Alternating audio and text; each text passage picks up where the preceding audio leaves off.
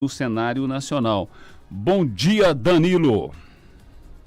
Bom dia, Marcos Vinícius. É um prazer para nós do Grupo Palma estar aqui com vocês na Jovem Pan Goiânia, Jovem Pan Caldas Novas.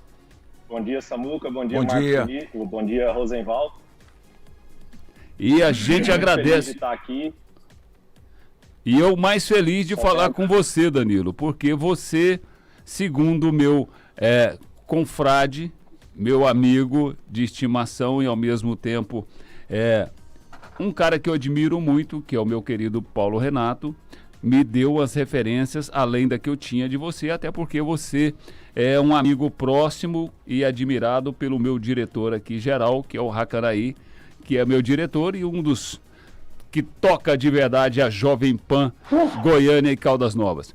Danilo, para quem não te conhece, você é arquiteto e urbanista, com MBA em gerenciamento de projetos e pós em administração pela FGV, vasta experiência em desenvolvimento imobiliário de empresas de médio e grande porte. Eu sei que você também teve experiências em algumas empresas de participação nacional e foi durante anos executivos de multinacional no mercado imobiliário, atuando como gestor de negócio. E atualmente está como CEO do Grupo Palma, do qual também é founder, ou seja, fundador. Mas vamos lá. Com todo esse currículo, você com cara de menino esperto, criado por vó, né? Nutella e leitinho, quem que é o Danilo de verdade? Marcos Vinícius, antes de mais nada, eu fico feliz de ser endossado pelo Paulo Renato, tá? Um cara que eu tenho um enorme respeito. E obrigado aí à diretoria da Jovem Pan também, na pessoa do Hakanaí, pelo convite. É um prazer. Bom, cara de leite ninho Nutella, só a cara mesmo. A experiência aqui são de mais de 15 anos de mercado imobiliário. 11 anos deles à frente do Grupo Palma. O Grupo Palma é uma empresa familiar do qual eu e o Fernando, meu sócio, fundamos, meu irmão. Estamos aí, eu estou enquanto executivo há mais de 15 anos no mercado, fui diretor de multinacional, atuando não só no mercado nacional, como também no mercado internacional. Então, já passei aí por algumas crises no setor, algumas alegrias, né? Estou desde 2006 atuando aí, não só em Goiânia, como Distrito Federal, Nordeste, algumas obras no exterior também. Muito legal, Danilo. Então nós vamos fazer um bate-papo muito criativo, inteligente, porque a gente percebe o seguinte, eu acompanho o mercado de incorporação e de empreendimento, ou seja, de construção, já há algum tempo.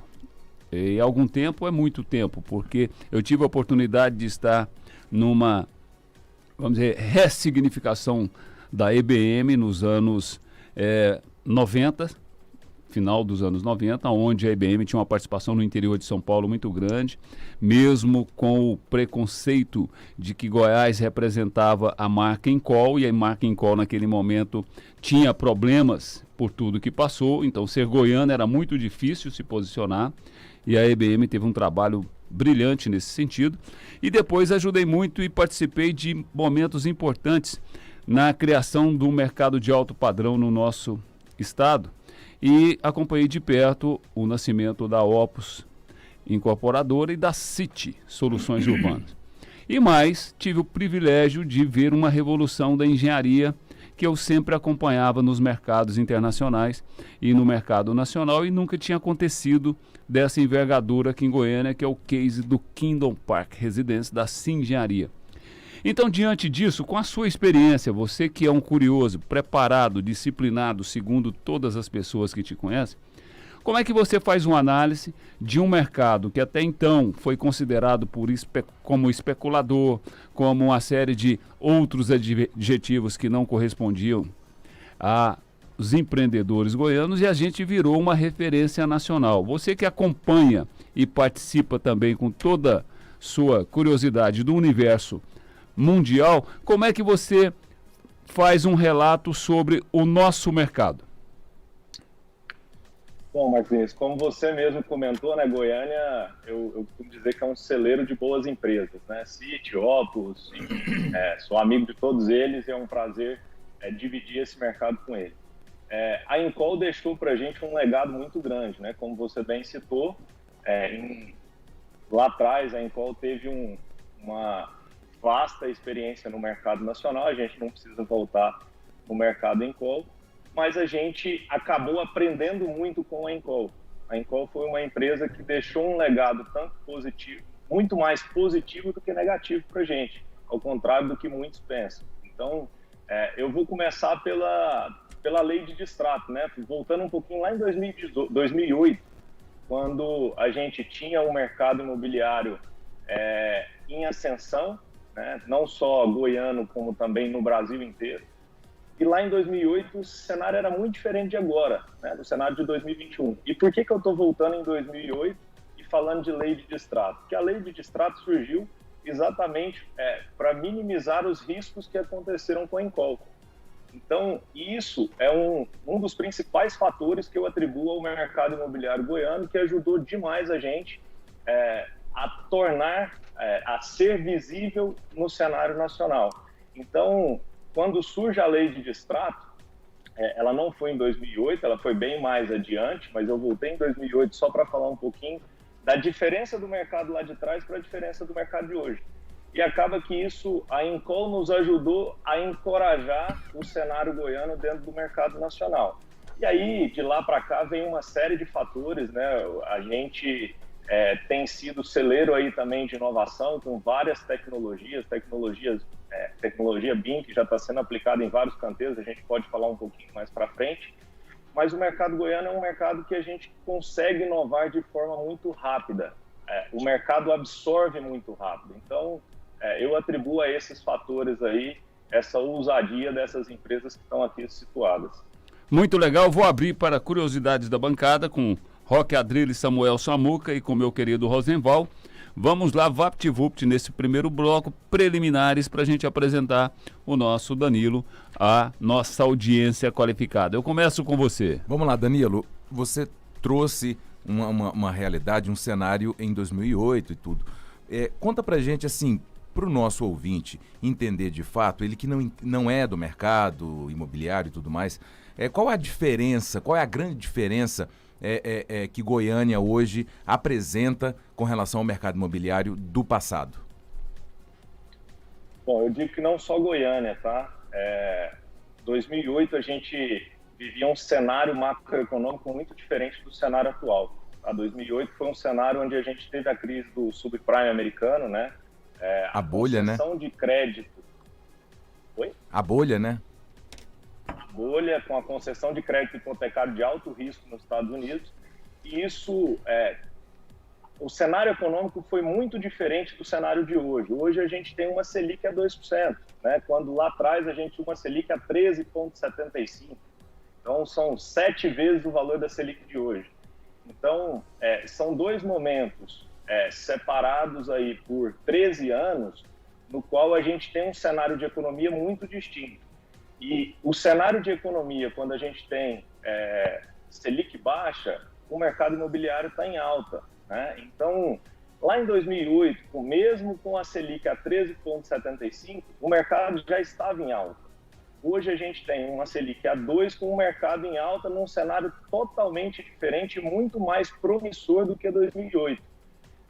Os consumidores estão muito mais conscientes na compra do que lá em 2008. Né? Como eu citei anteriormente, a gente tem a lei dos distratos, né, que dá uma segurança muito grande para os incorporadores e também para os compradores. Tá? Então, eu faço basicamente essa diferença, Samuca, entre o ano de 2008 e o ano de 2021, e o principal deles, o consumidor esse ano, ele é um omniconsumidor, ele está em vários canais. Né? Lá em 2008, não, o consumidor ele entrava dentro de um stand de vendas aqui na cidade de Goiânia e já saía dali com um contrato assinado. Hoje ele pesquisa em vários canais, em várias mídias, para ir depois ir no stand e tomar a melhor decisão. Então, é um cenário muito diferente, principalmente no quesito macroeconômico e consciência do consumidor. Muito legal isso mesmo. Agora o consumidor tem vários canais. Como você fala, não é só mais vir em Bratel, Rosenval. Agora não é só todos via os canais. Mas vamos lá. Curiosidades com o nosso querido Danilo. Tudo via satélite. Danilo, você falou em tecnologia, Danilo. Eu sempre tive curiosidade de saber se uma pessoa que pesquisa a área, porque eu percebia lá, vi nos Estados Unidos erguerem casas em questão de semanas, e casas maravilhosas, mansões. Um shopping center, os helicópteros chegavam em 60 dias, um shopping center, o tamanho do Flamboyant, sendo erguido. Por que a nossa tecnologia não alcançou esse nível de, digamos assim, produtividade ou de rapidez desses países que eu citei, um que eu vi, e existem outros também? O que nos impede de chegar a esse tipo de equação? Rosenval, como a música do Marcos Vinícius, do Fagner aí fala, né? O quanto a gente tenta, né? O quanto o empresário brasileiro tenta, e de tanto dar murro em ponta de faca, às vezes a gente acaba conseguindo. Mas o mercado de construção civil no Brasil, ele sempre foi um mercado de tijolo, areia e cimento, que eu costumo brincar. Qual que é a diferença para o mercado americano? Né? O mercado americano, a gente tem algumas tecnologias construtivas, como o steel frame, wood frame, que são tecnologias que os bancos financiadores aceitam essa tecnologia como forma construtiva. Eles financiam clientes finais utilizando essa tecnologia. No Brasil, isso por muito tempo não era aceito. O steel frame mesmo não é uma tecnologia bem-vinda, né? As construções em aço que ganham escala, que têm escalabilidade. Mas, em contrapartida, a gente tem algumas empresas já fazendo essa disrupção, como, por exemplo, a MRV, quando ela vem com uma tecnologia de parede de concreto, né? Um dado que eu tive de semana passada que me chamou muita atenção, eu fui até a cidade de Araguaína com o pessoal da M21, uma construtora local, e eles constroem cerca de 1.000 unidades em 18 meses. Nossa! E aí, quando a gente fala de construção em 18 meses para 1.000 unidades, nós estamos falando aí em média de 100 casas por mês, né? Com tecnologia de parede de concreto. Então, o Brasil, por muito tempo, ele não teve essas tecnologias, vamos dizer, aceitas, muito em decorrência do mercado de crédito, dos bancos financiadores. Mas a gente já conseguiu fazer essa disrupção e já entramos aí num cenário onde o Brasil vai conseguir ter escalabilidade no mercado de construção civil, sim. É muito legal, produtividade, escalatividade, felicidade, tudo rima com o show da manhã. Mas eu quero fazer um agradecimento também ao Gustavo Maia, que foi um dos primeiros a apresentar o Danilo Palmers para o show da manhã. Então, um abraço, eu sei que você está conectado, Gustavo, e aí está a gente num bate-papo muito disruptivo com o Danilo Palmers. Danilo, com essa tecnologia, eu conheço, por exemplo, um cara em Goiás que ele é disruptivo, que é o ex-secretário de Indústria e Comércio, Wilder Moraes, que, logicamente, ele virou uma referência em construção de Carrefour e Atacadão e consegue construir um Carrefour em 120 dias. Assim como ele tem uma visão, quando eu ando com ele na cidade e a gente vê essas intervenções de obras de prefeitura ou de gestão pública, ele me dá uma aula, fala como se falta planejamento e cuidado com as obras, porque eles não pensam em 20 anos, eles estão resolvendo um problema momentâneo. E eu sei que você é um pesquisador e é um apaixonado por incorporação e por construção. Então você, de Singapura e Dubai, todas as disrupções que a gente aprendeu nos últimos 10 anos de inovação de arquitetura, construção e tecnologia, você tem informação. Agora me explica aqui para a gente fechar esse bloco, e no segundo bloco a gente aprofundar em temas específicos, o que vem a ser o Grupo Palmer, onde você é founder junto com seu sócio, irmão, ou seja, uma panelinha familiar danada. Mas o que quer dizer isso? Vamos lá.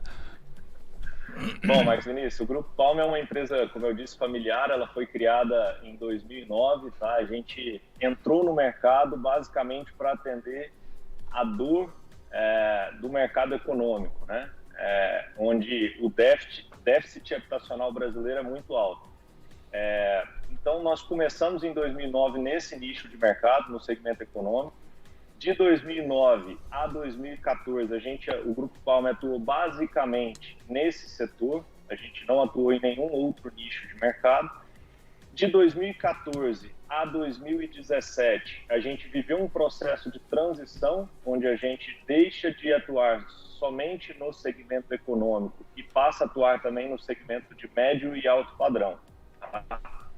Isso foi muito mais uma estratégia da empresa em decorrência do segmento econômico ser um segmento que eu costumo dizer, de alto risco. Eu atribuo ele a políticas públicas, né? Então, quando a gente sai de um governo e passa para outro, com ideologias distintas, a gente precisa medir o risco até que ponto vale a pena estar no segmento econômico por se tratar de uma política pública, entre aspas.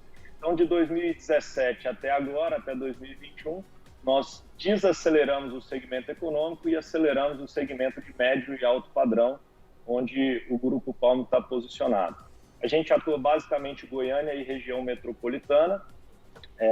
Nesse ano agora, no ano de 2020, a gente fez uma parceria histórica para a gente, junto com o Fundo de Investimentos, o que faz a gente ganhar escalabilidade no setor, e a gente passa a lançar um volume de 3 empreendimentos por ano na cidade, contribuindo aí para o cenário e para o paisagismo e o urbanismo da cidade de Goiânia.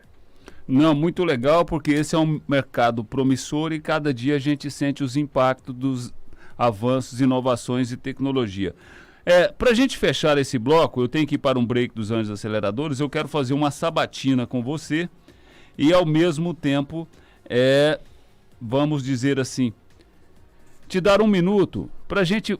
Como é que é você, com a liderança, a juventude na veia, mais empreendendo, pesquisando, e estar diante de 2 anos, que na verdade 1 ano que se passou e 1 ano que está se apresentando, sem nenhuma perspectiva e referência, mas o mercado imobiliário dá sinais de que não foi afetado. O mercado imobiliário cresce 21,4% nas vendas de imóveis em Goiás, e a gente tem assistido lançamentos assim com velocidade de venda surpreendente em alguns segmentos. 1 minuto para você fazer uma análise desse mercado que você está atuando. E segundo meu amigo Paulo Renato, você tem uma ousadia e é um cara que vai longe. Então deve saber de tudo. Conta aí. Bom, nós estamos andando na corda bamba no sentido de pandemia, mas ao mesmo tempo o mercado do ano passado para cá, ele já vinha numa crescente, né? A gente já saía de um período de vale e ia para um período por um período de depressão, ia para um período de pico, mas no ano passado, só para dar uma referência da nossa empresa, né, o Grupo Palm ele cresceu 450% no ano de pandemia, isso eu estou falando em volume de vendas.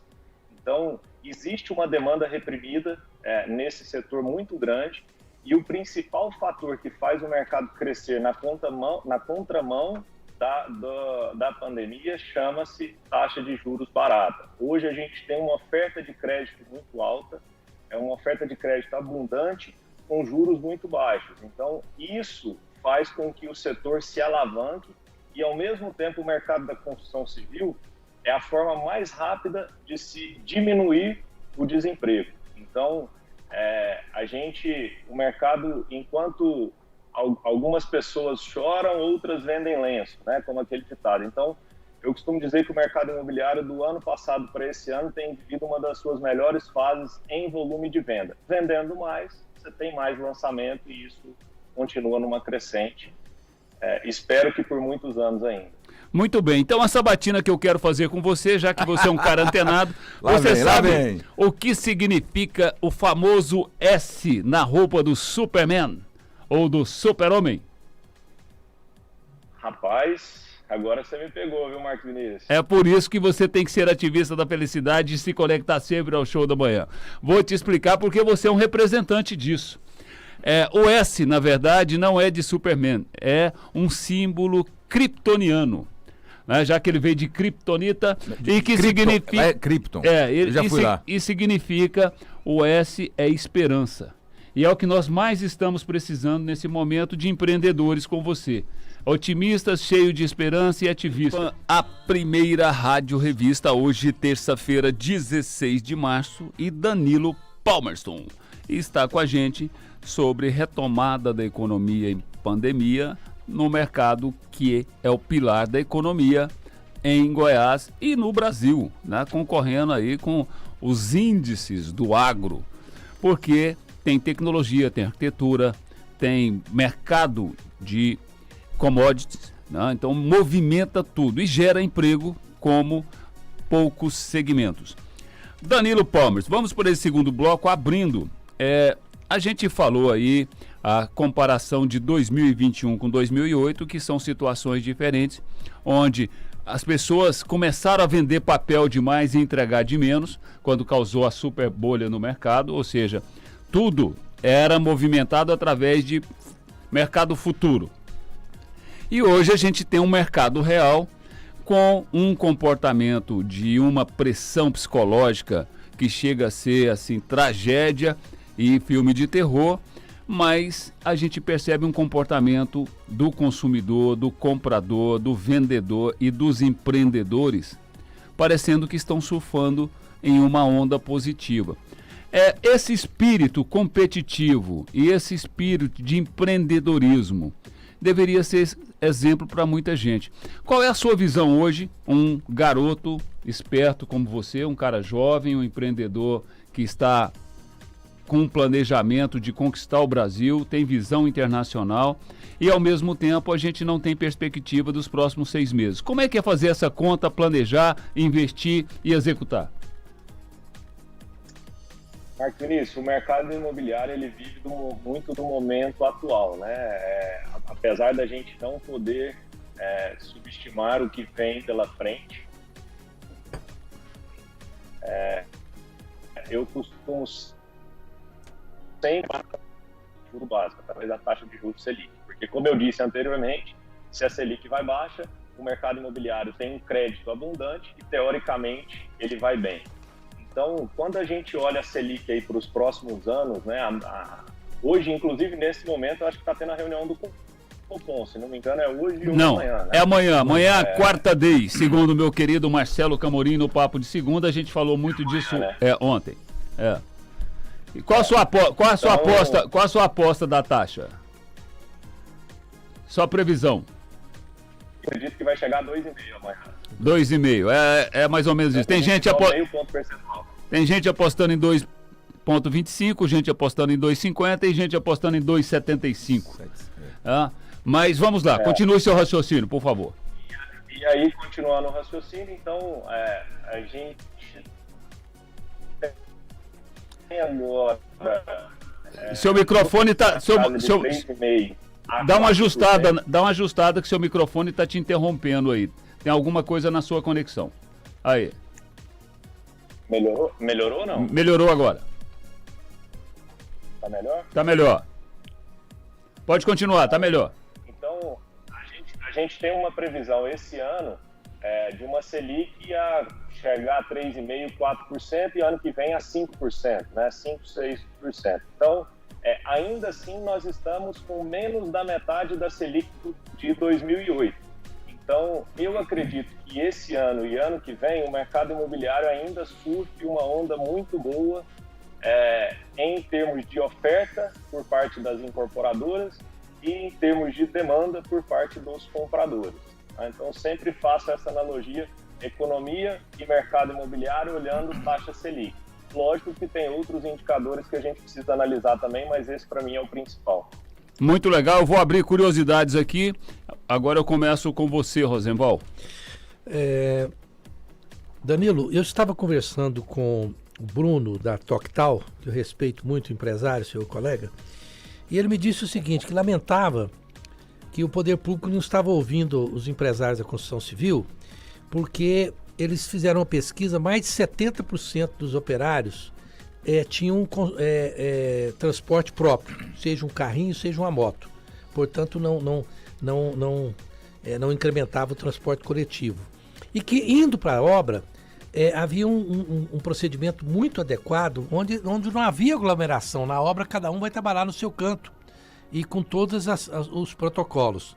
E essa parte de impedir as obras de continuarem era muito prejudicial para os rumos da economia, que se tivessem ouvido os empresários, talvez tivessem tido uma outra posição que não é essa do momento. Como você encara essas informações e esse tipo de procedimento que está sendo implantado na cidade? O Bruno da Total é, inclusive, um parceiro nosso, feliz de você ter citado ele aí, um cara que eu respeito muito também, e eu divido da mesma opinião com ele. Eu acredito assim, é difícil quando a gente fala de um momento tão crucial, né, de perda de vida e tudo mais, para a gente defender o nosso setor. Mas por que eu defendo o setor da construção civil em relação à pandemia? O nosso dado das nossas obras é de que 65% dos nossos colaboradores têm transporte próprio. Então, teoricamente, a gente reduz o volume de trabalhadores no transporte público.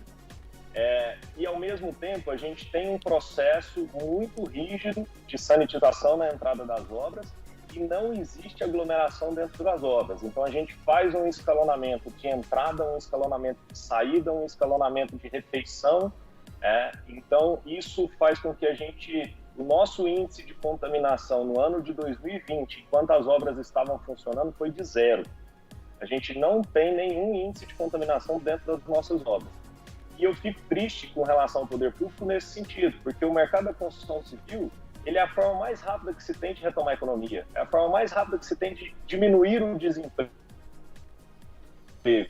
Então, por que não a construção civil ser uma atividade essencial, sendo que ela não gera aglomeração, o índice de contaminação é muito baixo e ela diminui o desemprego? Então, eu compartilho da mesma opinião que o meu amigo e querido Bruno da Total. Muito bem, vamos lá, Roque Samuel Samuca, curiosidades com Danilo Palmerston. Vamos lá, Danilo. Enfim, mercado da construção civil, pandemia, falta de material para as obras, né? Faltou ferro, enfim, faltou... os materiais para as obras estão muito caros, preço muito elevado. O que você pode dizer sobre isso? Afetou o mercado imobiliário ou afetou somente uma parte não foi afetada? O que você pode falar para a gente sobre isso?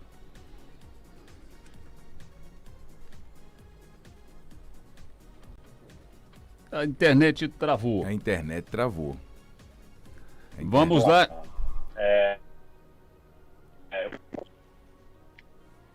Oi, tá Agora melhor? sim, voltou.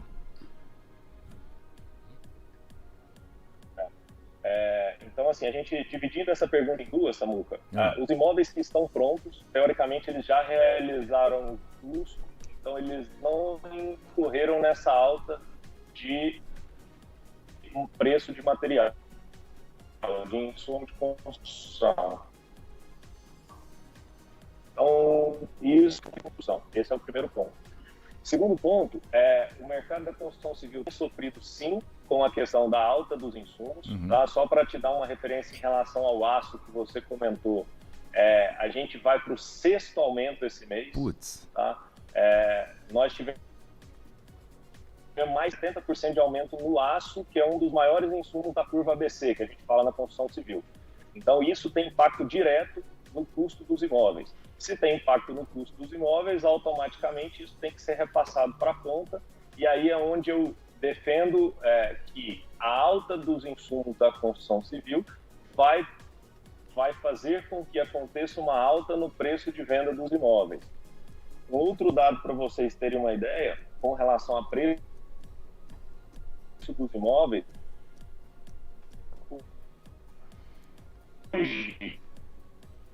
o preço dos imóveis na e do mercado. Eu acredito aí numa alta de 30%, 40% nos preços em repasse a essa alta de insumos da construção. Ô Danilo, faça um ajustezinho na sua conexão, porque está te cortando nos momentos mais importantes da sua resposta. E eu fico muito feliz. E vocês têm uma associação que é a ADEME, e logicamente tem outras, inclusive do mercado construtor. Melhorou a conexão agora? Aparentemente sim. Vamos ver como é que ela se desenvolve aí. Né? Então, repetindo o seguinte. Eu tirei o... Tá, ok. Eu tirei o fone, acredito que seja por conta do fone. Pode ser. De vez em quando ele dá essas interferências e corta. Mas vamos lá. Não acabaram de inventar essa tecnologia. Tá tudo certo. Não é igual a construção. Vocês têm uma associação que é a ADEME, né? e, logicamente, tem também algumas outras que estão ligadas à construção.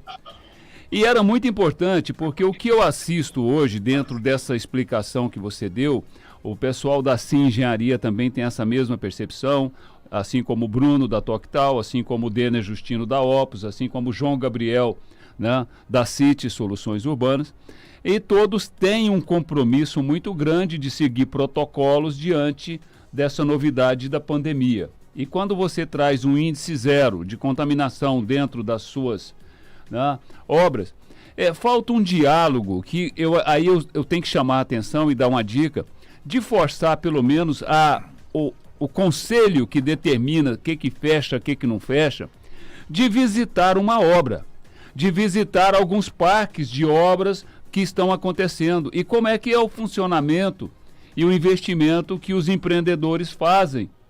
E hoje a conscientização, inclusive, dos profissionais que trabalham, que todos eles, em casa, está muito mais suscetível a uma contaminação do que trabalhando, porque tem protocolos muito exigentes e disciplinados, porque o setor produtivo entendeu a função social dele também. Então, eu estou aproveitando a sua resposta e colocando no ar uma provocação que eu acredito que vocês deveriam provocar a ADEME e todos as outras instituições, a que as pessoas conheçam a realidade do parque de obras, que eu tenho surpreendido muito, que é um tema que eu sempre tive curiosidade e dialogo muito com as pessoas que estão empreendendo no Estado. Mas virando a página, você colocou 2 temas aí que agora eu quero aprofundar. Primeiro, uma curiosidade aqui que ninguém teve coragem de perguntar, e eu sou curioso. O seu Palmerston tem a ver com o Palmerston, do Ciro Palmerston, das pessoas que começaram a empreender de verdade e trouxeram muita inovação para Goiás? Tem sim, sim. Essa é a pergunta que eu mais escuto, Marcos Vinícius. Tem a ver, o Ciro foi meu tio e minha família é de Caldas Novas, sim. Então, Caldas Novas, eu falo, as pessoas não acreditam, é um celeiro, é um berço de empreendedores e gente inovadora. É por isso que a Jovem Pan está lá com a 105.7. Mas, virando a página, Danilo, a gente vive um momento muito, muito interessante. A gente fala de inovação, a gente fala de tecnologia, e antes a gente olhava para mercados internacionais com uma distância muito grande. E muitas vezes a gente trazia referências do que estava acontecendo nesses mercados, principalmente o boom de Dubai, depois Singapura e outros, né? Alguns arquitetos como Calatrava e outros que sempre tiveram nome, e hoje a gente tem gente exportando o nosso trabalho com essa mesma consciência e tecnologia. E a inovação fez com que os investimentos em decorados, que sempre foram o xodó para encantar os clientes, fizesse através de tecnologia virtual. Hoje você faz um passeio, você faz uma experiência dentro de um empreendimento que às vezes você não conseguiria fazer com ele físico. Como é que é isso para você, já que você é um cara aberto, antenado e sempre com questões inovadoras? Marcos Vinícius, inovação é uma palavra que eu acho que a gente tem que acordar todo dia pensando nela, né? Quem não inova hoje de um dia para o outro já tá ficando para trás. Mas aqui no Grupo Palme a gente tem um empreendimento situado no Parque Flamboyant. Esse empreendimento específico, você citou o Kingdom da Sim Engenharia, que é o maior de Goiânia, né? O maior prédio de Goiânia. É o maior da região centro-oeste. Isso. O nosso é o segundo maior, ele está em construção, são 45 pavimentos tipo, num total de 54 pavimentos, fica aqui no alto do Jardim Goiás. Mas eu estou falando isso tudo para te falar que assim, a gente trouxe algumas tecnologias para esse projeto que a gente foi buscar fora, né? Então, é um projeto onde a gente tem lá o elevador de alta velocidade, é um elevador de 4 metros por segundo, sendo que o elevador tradicional opera aí na faixa de 1.7, 1.8 metros por segundo, né? A gente utiliza a tecnologia BIM, que eu não sei se vocês já ouviram falar nos nossos canteiros de obra, que é o Business Intelligent Model, né? Onde a gente tem a capacidade de fazer toda a gestão do canteiro pelo nosso ERP. Então, é uma tecnologia que já vem trazendo inovação também para os canteiros de obra. Então, a gente tem sempre buscado em outros mercados a inovação. E aí eu costumo falar que não só no mercado imobiliário, eu acho que o mercado imobiliário ele precisa olhar para outros setores para trazer a disrupção para dentro do mercado imobiliário também, porque o mercado normalmente ele é um mercado tradicional. Então, a gente agora já passou a utilizar as paredes de concreto, como eu bem citei aí, é uma tecnologia construtiva que ganha escalabilidade, isso é inovação, né? E a gente tem uma série de outros fatores aí que contribuem não só com a inovação, como com o meio ambiente. Por exemplo, quando a gente faz uma laje sob pressão num subsolo e a gente não tem que fazer rebaixamento de lençol freático, né? O meio ambiente não aceita mais rebaixamento de lençol freático. Então, é uma inovação atrelada à sustentabilidade, atrelada ao meio ambiente. Então, a gente tem uma série de tecnologias que a gente tem buscado trazer aí para encaixar nos nossos produtos. Muito bem, o Roque Samuel Samuca agora abre curiosidades VaptVupt com o Danilo Palmerston. Vamos lá, Danilo. Antes da pandemia, havia um movimento, né, toda uma movimentação no mercado, enfim, com relação ao, entre aspas, uberização da vida, né? Então, as pessoas que não queriam ter mais 100% de algo que ela iria usar apenas 20%. E aí, casas, apartamentos compartilhados e tudo mais, e carro compartilhado. Depois da pandemia, isso mudou e pesquisas dizem que o que mais mudou foi com relação às pessoas buscarem o seu imóvel. Né? Muita gente não queria ter o seu apartamento, agora elas querem ter o seu apartamento. O que você pode falar sobre isso, cara? O que mudou? Isso aí, essa questão da uberização, né, acabou virando um verbo uberizar, né? Enfim. É um ponto que, assim, eu ainda acredito que os millennials ainda vão viver isso por um tempo, né? Aquela disrupção da pessoa ser desapegada ao ter e ser mais do que ter.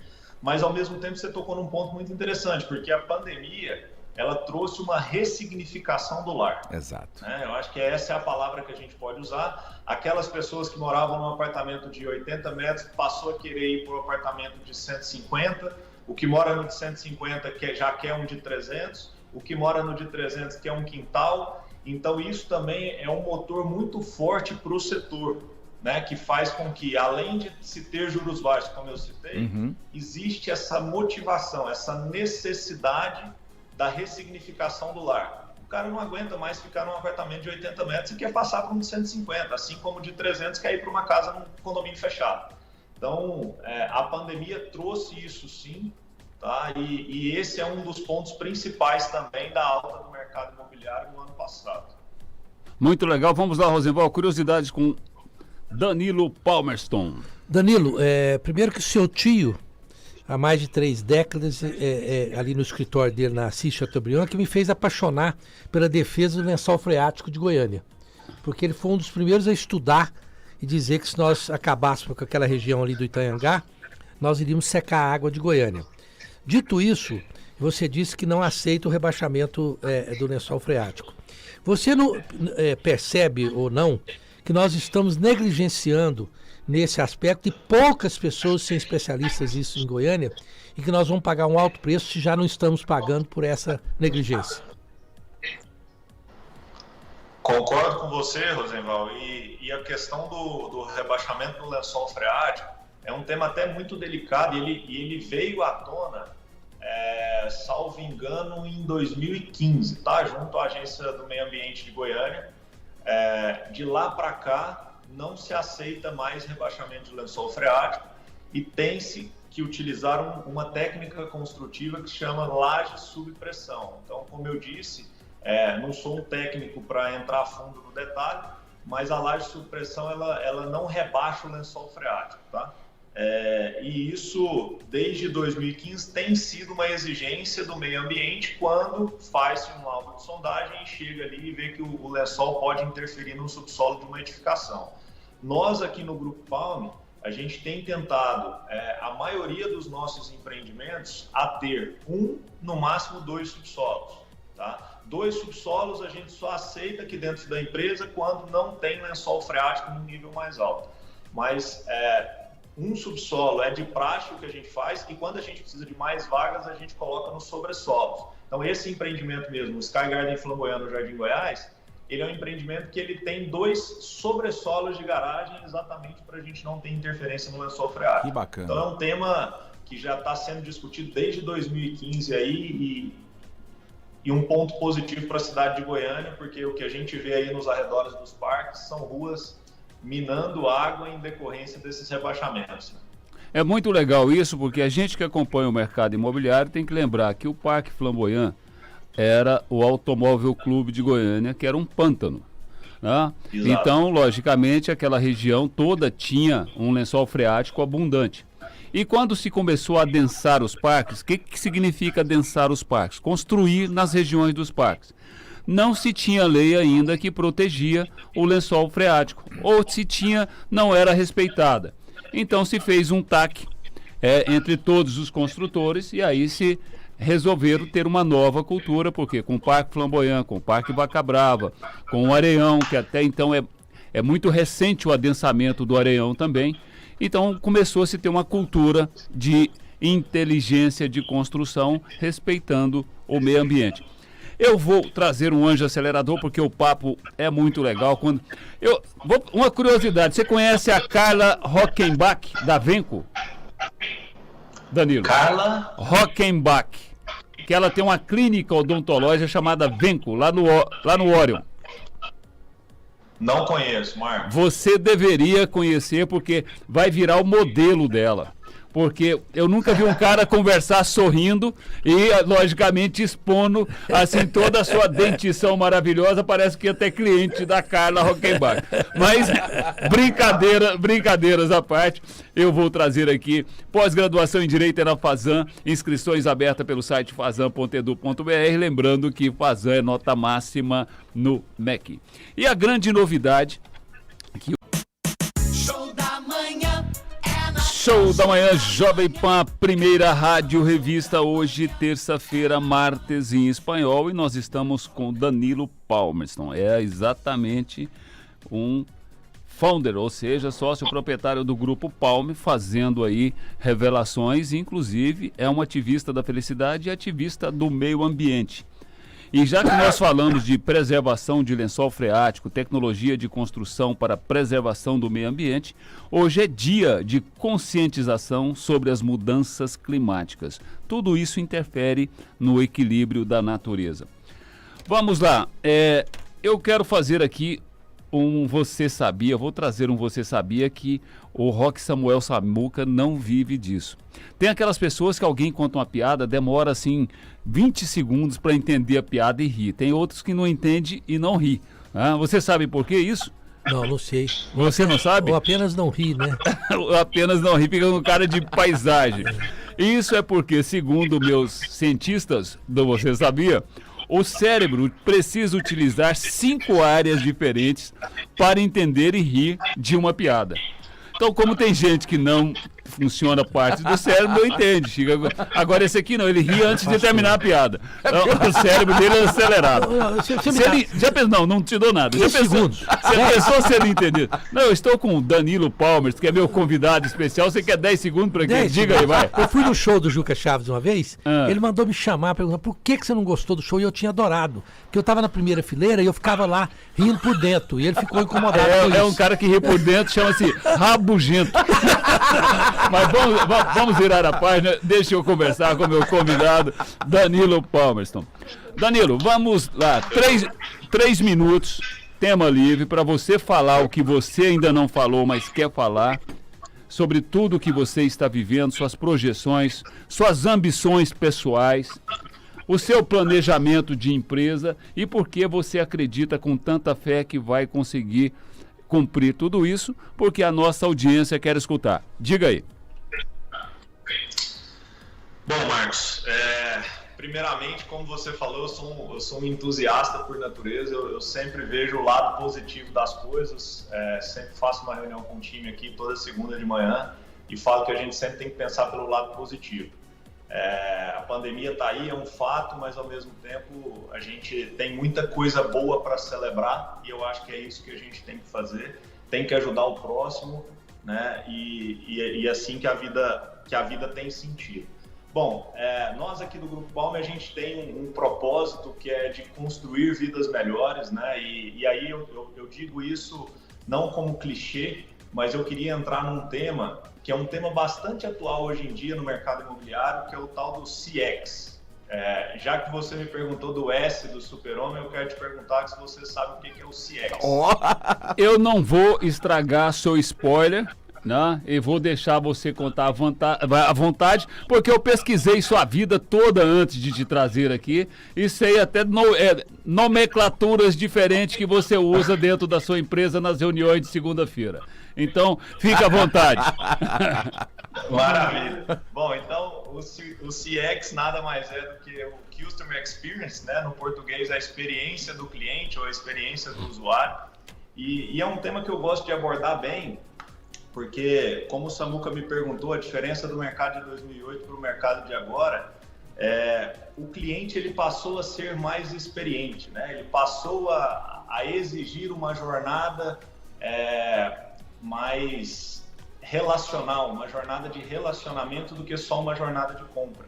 Então, um tema que eu gosto muito de abordar é sobre o CX, né? Que a gente, não só no mercado imobiliário, mas em todos os mercados que vendem produtos ou serviços, aí já saindo um pouco do nosso setor, mas falando de modo geral, a gente precisa começar a entregar mais relacionamento para as pessoas, né? A gente não pode simplesmente, eu falo isso dentro do Grupo Palme, a gente não pode simplesmente querer vender o apartamento que nós temos, né? Nós precisamos vender o apartamento, o imóvel que a pessoa precisa. Existe uma diferença muito grande nisso. Então, o relacionamento com o cliente, a experiência do cliente, a jornada dele desde o momento que ele entra num estande de vendas até o momento que ele recebe o imóvel lá no final, ele tem que ser muito bem cuidado e muito bem tratado, porque a gente está lidando com o sonho das pessoas. Então, esse era um ponto que eu queria abordar, e vale não só para o mercado imobiliário, como para todos os outros setores. Um outro ponto que eu gostaria de falar, Marcos, é em relação a alguns dados do mercado, né?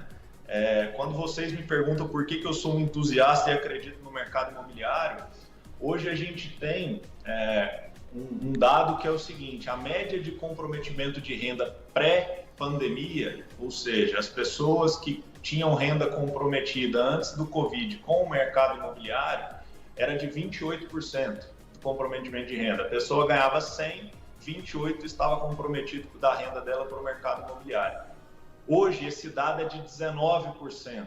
Então isso mostra para a gente que a gente tem ainda um spread aí, um ganho de escala em relação ao comprometimento de renda da população. Significa que a população tem crédito para poder comprar imóvel nos próximos anos. E outro dado importante, a Caixa soltou no final da semana passada o primeiro financiamento atrelado a juros de poupança com 35 anos para pagamento. Então, a gente vai para uma linha de crédito de 4,75% mais TR. Isso é juro de Minha Casa Minha Vida. Então, são dois pontos que eu queria ressaltar do porquê que eu acredito no cenário do mercado imobiliário para os próximos anos. Muito legal. Isso é uma visão muito otimista, e otimista no sentido, vamos dizer assim, consciente do mercado. Né? Otimista no sentido de visão de quem trabalha, analisa, pesquisa e entende o mercado. E isso é muito importante porque nesse mercado, Danilo, não existe mais achômetro. A gente assistiu uma geração aí que achava muito e perdia muito também. Não fazia pesquisa, não tinha noção de público para área, de área para empreendimento, estudos de viabilidade, uma série de coisas que você faz isso hoje, que é o beabá de quem quer empreender. Né? E, logicamente, esse comportamento do consumidor, ele tem que ser estudado no dia a dia. Tudo que se fala da experiência do cliente é porque a gente observou que o cliente ficou mais exigente nos últimos anos e, ao mesmo tempo, a democratização da informação, ele ficou muito bem informado também com tudo que acontece. Ele sabe o preço do metro quadrado em qualquer localização, ele sabe de tecnologia, ele hoje faz abordagens e quer respostas mais inteligentes dentro daquilo que ele tem consciência do entendimento né, real. Porque antigamente o cara comprava confiado no corretor, confiado no parente, confiado no amigo e essa coisa toda. E isso é uma exigência para o empreendedor estar sempre à frente com todas as tecnologias, mas com o comportamento e a realidade desse cliente. Curiosidade VaptVupt, sem contar a história, com Danilo Palmerton. Eu começo com você, Roque Samuel Samuca. Vamos lá, Danilo. 15 segundos para a pergunta, 30 para a resposta. Danilo, a gente não vê em uma capital como é a capital federal, Brasília, edifícios como a gente vê aqui em Goiânia. Conta pra gente, explica pra nossa audiência a diferença desse mercado. Tudo bem, não vamos falar de plano piloto porque lá é tombado pelo patrimônio histórico e tudo mais. Mas tem Águas Claras, tem Taguatinga, tudo poderia ter empreendimentos disruptivos como aqui em Goiânia. Conta pra gente essa diferença. O Distrito Federal, ele tem, como você disse, o plano piloto, a particularidade de tombamento, né? Mas as cidades satélites, isso tem muito a ver com a lei de uso do solo das cidades. Então, Goiânia, nós estamos passando aí por um processo de reestruturação do plano diretor, mas Goiânia não existe um limite de altura, né? À medida que você sobe, você tem que aumentar o afastamento do terreno vizinho. Nessas cidades satélites não funciona dessa forma, então você tem um limite de altura imposto pela lei de uso do solo. Então, basicamente, a diferença é essa, Samuca. É lei de uso do solo de uma cidade para outra. Eu vou te dar uma dica, spoiler em primeira mão, que é a água limpa, quem chega primeiro bebe ela com um pouco mais de cristalinidade. O grande projeto do prefeito Gustavo Mendanha, agora de Aparecida, que é dividido por Goiânia por uma avenida chamada Rio Verde, é a verticalização. Ou seja, ele está entendendo que tem áreas que já são consideradas nobres na divisa com a cidade. E isso, quem chegar primeiro vai beber água limpa. E como você é ousado, disruptivo e está conquistando e tem olho não só no mercado de Goiás, como no mercado nacional, como você vê isso? A Aparecida de Goiânia já juntou a Goiânia, né? Não adianta a gente falar que não só pela Rio Verde, mas por outras vias também de acesso já estão coladas. Eu compartilho da opinião com o Gustavo. Eu acho que se a gente tiver uma lei de uso do solo bem trabalhada, o limite de altura ele não é problema, desde que você consiga dar soluções viárias para as pessoas que vão morar ali naquela região. Que o grande problema não é a verticalização, tá, Samuca? O problema, na minha opinião, é conseguir dar transporte e soluções viárias para quando você verticaliza muito. Então, sou totalmente a favor do que o prefeito tem feito lá na cidade de Aparecida. Vamos lá, Rosenval, VaptVupt. Até era uma outra pergunta, mas já que você disse isso aí, se o BRT daqui 100 anos ficar pronto, vai fazer a diferença ali naquela região pro lado do Passeio das Águas, não? Em termos de investimento e tudo mais? Rosenval, eu acho que isso aí é a pergunta de R$1 milhão, né? Quem quer ser um milionário? Eu queria saber responder sua pergunta, mas infelizmente eu não consigo. Eu acredito que não, tá? Eu acredito que não. Acho que o problema viário de Goiânia não é só BRT. Eu acho que existem outros problemas que são mais complexos de serem tratados, como nas regiões nobres e nas regiões de periferia. O BRT, na minha opinião, é uma das soluções, mas a gente precisa expandir mais esse plano de sistema viário dentro da cidade. É isso aí, chama-se planejamento. Então, quando se deu o boom das obras faraônicas para resolver, ou pseudo-resolver, os problemas de transporte em algumas capitais, e veio o boom da Copa do Mundo, preparação, então teve que dividir verbas para os estados, e o BRT ficou aí na moda e foi um desvio de recursos, porque ele nunca acaba. E não é só Goiânia, em Cuiabá o caso é gritante, em BH foi feito antes, mas não resolveu grande parte do problema de mobilidade, e Belo Horizonte é uma cidade que já tem aí uma população também na faixa de 10 milhões de habitantes. É uma metrópole hoje que se juntou à região metropolitana de BH, e a gente não viu experiências muito positivas com o tema do BRT. E aqui em Goiânia, se por acaso ele conseguir chegar ao término da obra, ele vai chegar atrasado com mais de 10 anos. Então é um problema que todo mundo gosta de provocar, mas a gente tem que entender. Foi um erro de planejamento e pegaram carona num trem da alegria chamado BRT no momento que o Brasil não passava por isso que está passando agora. Mas vamos virar a página. Então eu trago aqui. Rosenwald, nós somos o quê? Somos todos COP. Nós somos COP porque o cooperativismo traz felicidade e felicidade dá lucro. É o capitalismo consciente, inteligente e inclusivo. Sescop Goiás, somos o cooperativismo goiano. Eu não vou permitir a partir de 2 de abril, porque 1º de abril é dia da mentira. A partir de 2 de abril, quem não for cooperativado não participa da bancada do show da manhã. Não, abre exceções. Toda regra tem sem exceção. Vírgula. Eu vou pedir para o Luiz Alberto fazer a última tentativa através dos seus intermediários e gerentes. Mas quem não tiver cooperado não participa da bancada do show da manhã. Mas vamos lá. Virando a página. Danilo Palmerston. Grupo Palme. Estão perguntando aqui quando é que o Grupo Palme chega em Caldas Novas. Quando é que vocês vão fazer, assim, uma referência de trazer Caldas Novas para o portfólio do Grupo Palme? Quem pergunta é o Damian Tafuri. Damian, um grande abraço. Bom, a gente tem estudado já algumas cidades no entorno de Goiânia. Caldas Novas, te confesso que é uma cidade que a priori para a gente não está no nosso pipeline de lançamento para os próximos 2 anos, mas ao mesmo tempo a gente tem uma linha de produto que a gente quer replicar no interior do estado. Então, podemos sim estudar Caldas Novas, é uma cidade que é meu berço e quem sabe aí em breve a gente está lá. A priori não temos nada desenhado ainda para Caldas Novas. Eu vou te fazer uma provocação e uma correção, Danilo, porque você mexeu agora no xodó, na menina dos meus olhos, que é Caldas Novas.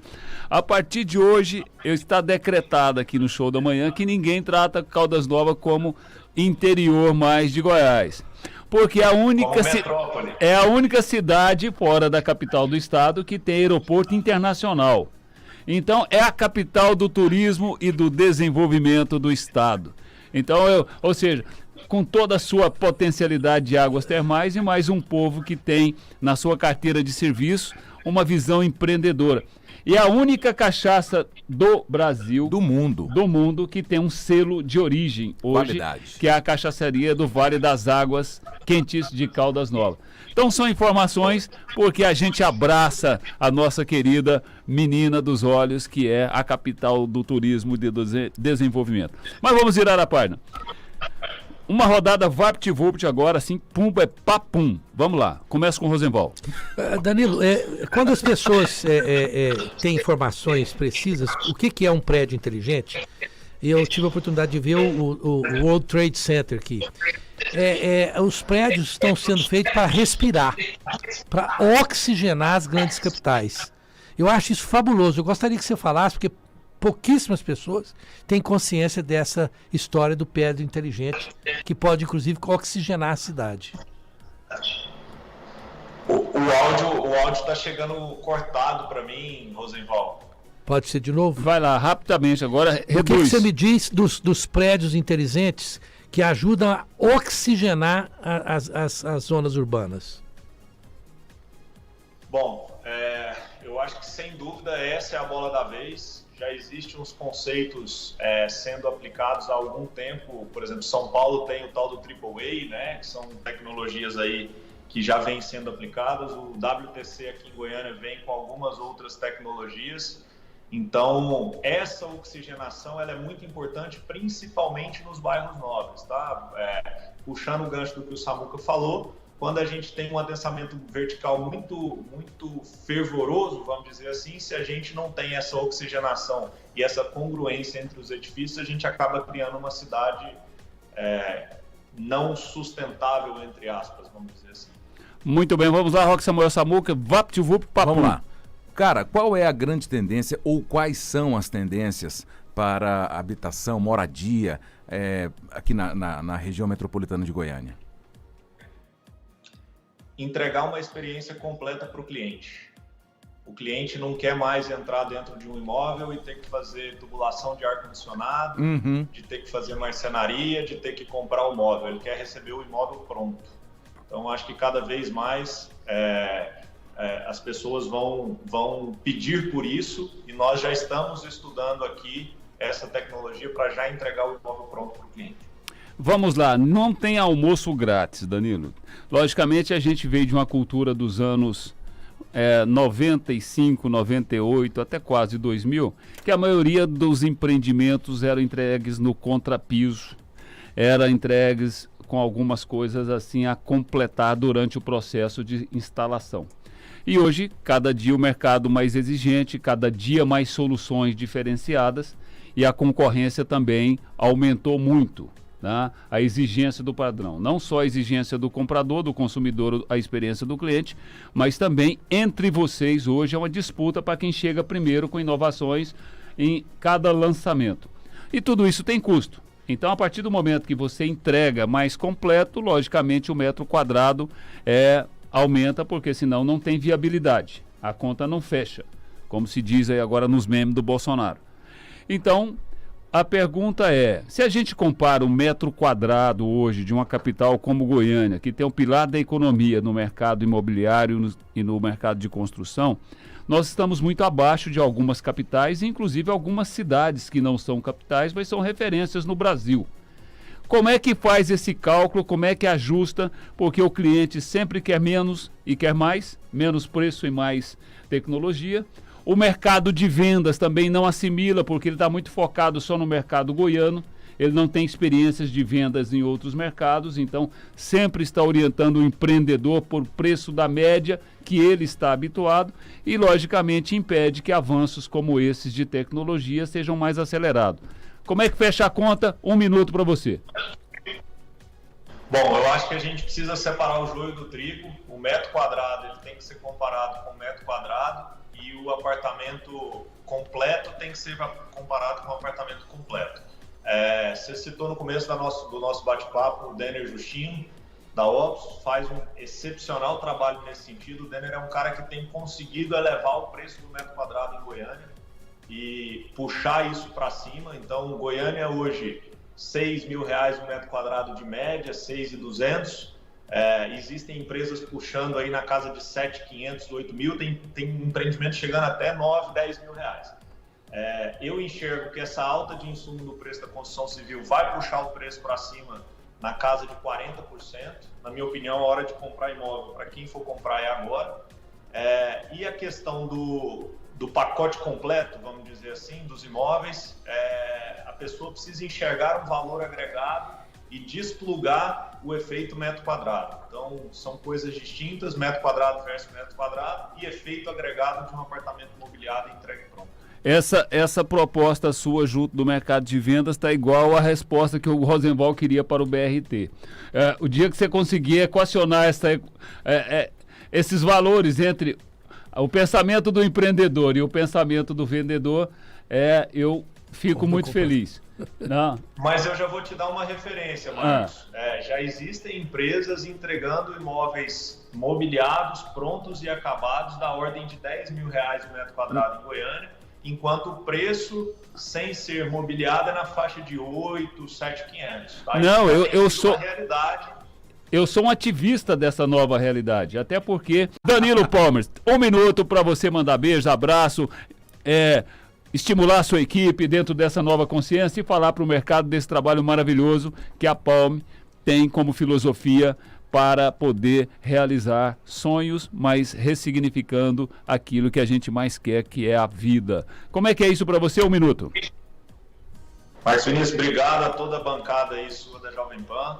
Estou muito feliz de ter dividido esses minutos com vocês hoje. E eu acho que a gente precisa cada dia mais acordar, arregaçar as mangas e construir vidas melhores, né? Eu acho que esse é o sentido da nossa vida. Com isso a gente vem com o próximo empreendimento agora no coração do Marista também, com essa pegada de inovação, de tecnologia. E de novo, o Grupo Palm é uma empresa familiar e a gente quer cada vez mais fazer com que nossos clientes se tornem uma família para a gente. Obrigado, Marcos Vinícius, obrigado, Samuca, obrigado, Rosenwald. Um prazer, estou sempre à disposição da Jovem Pan Goiânia. Muito bem, eu peço sua paciência de você ficar aí na tela com esse sorriso maravilhoso, porque a gente vai terminar o programa. Não saia, porque a gente vai fazer uma foto com você na tela para registrar nos posts aqui da Jovem Pan a sua participação. Ok?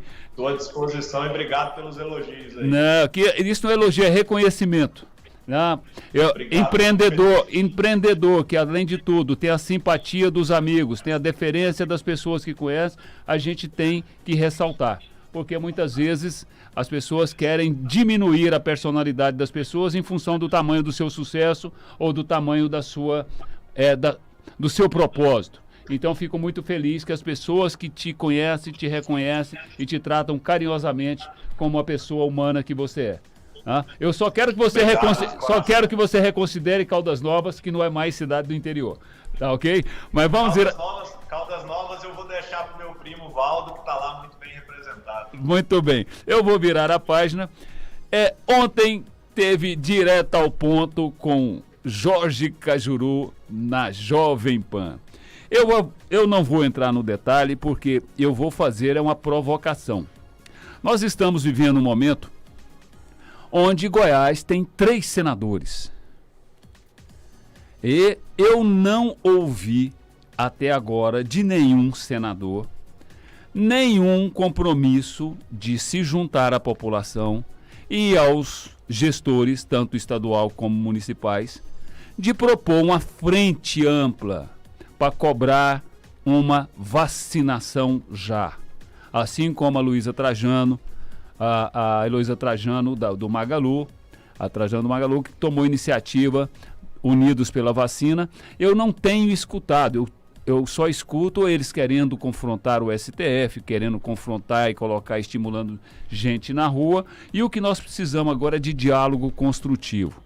Então fica aí a percepção do Show da Manhã, da Jovem Pan, e a Jovem Pan tem sido muito coerente em rede nacional com o posicionamento que nós queremos que o Brasil dê certo. E Goiás hoje é o Brasil que dá certo. Então, se nós temos 3 senadores, eu gostaria muito de vê-los na frente ampla, já que eles têm mandato para isso, para buscar soluções para a nossa saúde, para a população e principalmente aquilo que todo mundo sabe que é o que vai pôr um fim nesse drama, que é a imunização. Então vacina já, para a gente não ficar com mimimi e nem politizar temas que não se pode ser politizado. Rosenval, rapidamente, porque o tempo estourou. Eu sou da época que o jornalismo, de verdade, quando se apresentava um ministro, apresentava igual a gente apresenta nossos convidados. Quem é ele? As suas credenciais e tudo mais. O novo ministro da Saúde, que é o Marcelo Queiroga, além de ser médico, ele é presidente da Sociedade Brasileira de Cardiologia, SBPC. E tem nas estatísticas da Sociedade Brasileira de Cardiologia que doenças do coração e problemas cardiovasculares mataram mais do que a Covid no ano de 2020. E, logicamente, o foco hoje todo é na Covid, mas um ministro com essa experiência, um ministro com essa visão, independente da politização que fizeram, até porque ele é membro da Agência Nacional de Saúde Suplementar, então ele já tem uma experiência de gestão. Como é que o jornalismo deveria tratar esse tema, já que é tão importante e hoje é o pilar da solução do maior problema do Brasil, que é a pandemia? 30 segundos. Você não pode, a prioristicamente, dizer que uma pessoa não vai dar certo antes da pessoa assumir. É o que a imprensa está fazendo. Mas a imprensa hoje, boa parte da imprensa, se transformou num partido político e não em imprensa. A explicação rápida é essa. Tá? E eu tenho uma notícia que parece boa. Criticaram o Mendanha por fazer escalonamento. E o governo do estado de Goiás vai fazer um decreto, segundo minhas fontes, a partir de amanhã fazendo escalonamento. Muito bem, vou torcer para que eles sigam o prefeito Gustavo, porque o Gustavo foi buscar experiência em Israel, já fez isso no ano passado e deu certo, e a gente quer colaborar. Agora, um último você sabia, que esse eu não poderia perder para a gente falar. Já que nós estamos falando de mercado de luxo, mercado de construção, tem crescido muito a procura por apartamentos e casas onde tenham 2 suítes plenas. Porque os casais estão adotando a moda de dormir separados, principalmente em época de pandemia. E, logicamente, a máfia italiana já tinha descoberto isso há muito tempo. Né? Porque a máfia italiana, segundo meus universitários e informantes de exclusividades, que os princípios da máfia italiana é nunca trair a esposa. Porque se você é capaz de trair quem confia em fechar os olhos e dormir ao seu lado, você não é digno da confiança de ninguém. Então eles começaram a dormir em quartos separados, porque não precisava ter ninguém do lado. Então essa é uma tendência de mercado inspirado na máfia italiana, porque você não precisa mais confiar em quem você dorme de olho fechado. O resto você faz aí a conclusão rabugenta que você pode concluir. Eu estou aliviado porque você não falou que quem não tiver apartamento em Caldas Novas não poderia participar do programa. Eu fiquei com medo. E quando você falou, a partir não, então tá certo. Só cooperar. Só cooperar. Mas vamos virar a página. Quero agradecer a presença do nosso querido Danilo Palmerston e a quem viabilizou tudo isso hoje. Obrigado, Gustavo Maia, obrigado ao nosso diretor Hakanaí. E é uma felicidade quando a gente traz uma mente que está empreendendo com positividade, com ativismo e com compromisso nesse momento onde todos estão chorando e outros estão vendendo lenço como show da manhã. Obrigado à nossa audiência maravilhosa, obrigado Caldas Novas e região na 105.7 Jovem Pan Caldas, obrigado a toda essa audiência e Caldas Novas é batizada como a capital do desenvolvimento e do turismo, para ficar registrado. Obrigado a toda a audiência da região metropolitana com o Jovem Pan Goiânia 106.7 e a todos ultraplanetários que estão conectados no YouTube, Facebook e Twitter. Obrigado por quem mandou participações, obrigado por quem mandou elogios e obrigado e fique conectado porque amanhã tem mais. Obrigado Gabi, obrigado Mário, obrigado Elton, obrigado Samuca, Rosenval e um agradecimento especial ao Danilo Palmerston, ao seu sócio Fernando e a todos os colaboradores do Grupo Palmer. E até amanhã com mais Show da Manhã.